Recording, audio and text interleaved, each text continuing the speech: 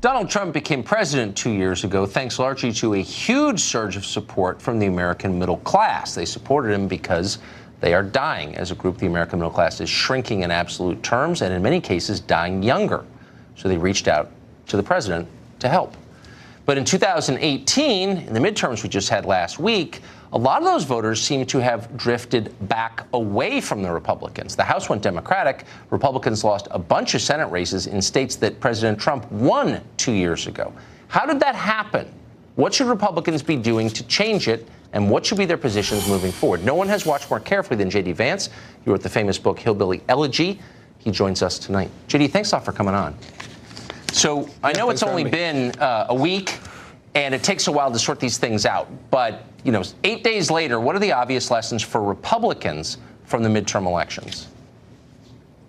So there are two things I'd point to. The first is if you look at the 100 wealthiest House districts, 55 of those were Democratic after the 2016 election. 73 of them were Democratic after the 2018 election. So one of the takeaways is that Republicans are continuing to become the middle and working class party, and Democrats are more and more popular among wealthy suburbanites.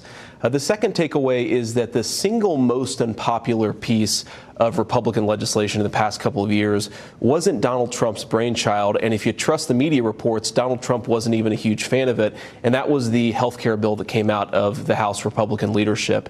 And in poll after poll and person after person that I've talked to, I'm good friends with Mike DeWine, who luckily eked out a win in the Ohio governor's race. The consistent theme is that Republican health care bill actually put a little bit of a millstone around Republicans running in the industrial Midwest. It was not a popular piece of legislation, and in some ways I think it's almost better that it didn't pass and that it didn't go into effect, causing even more damage down the road.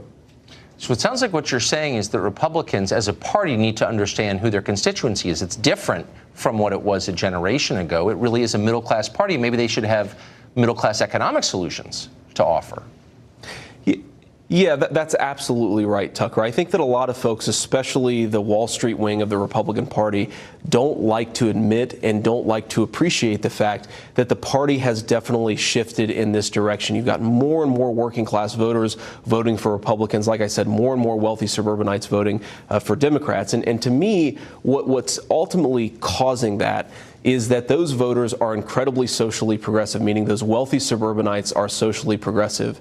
And what you hear consistently from Republican elites is that we need to moderate on the social issues and chart a really libertarian course on the economic issues. And if you actually listen to Republican voters, what they're saying is something like the opposite. They're socially conservative. Yes. They like the president's views on immigration. They like the president's views on abortion. What they want us to do is stop hemorrhaging jobs to folks overseas. They want us to win trade wars against Mexico and especially the Chinese. And that agenda is ultimately, I think, where Republican success in the future lies. But like you said, Republican elites have to accept that fact. And I think, we should be proud of the coalition that we have and try to build on it as opposed to being ashamed of that fact.